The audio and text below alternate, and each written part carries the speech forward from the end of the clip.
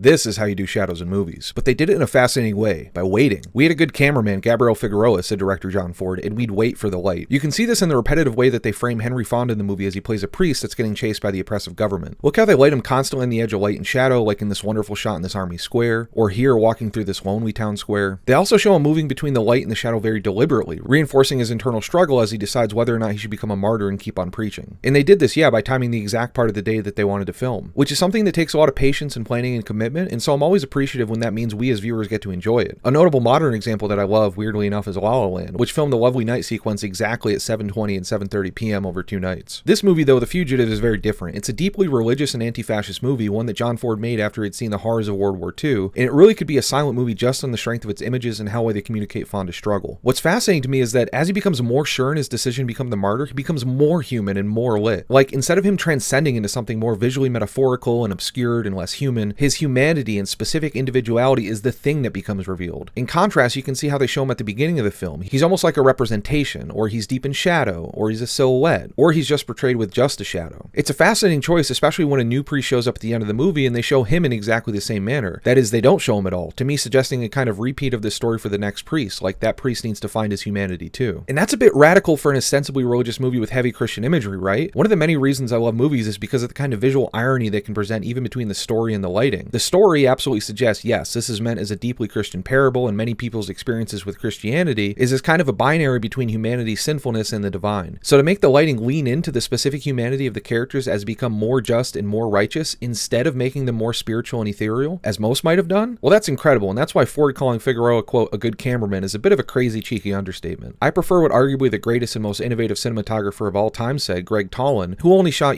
Citizen Kane and The Log Voyage Home and Grapes of Wrath. Tollin was originally supposed to shoot this movie, but had a dispute with the studio head, so Tollin told Ford basically, well, actually, you're in luck, because the one guy who's better than me is in Mexico, so you can just get him. And I gotta say, the guy had a point.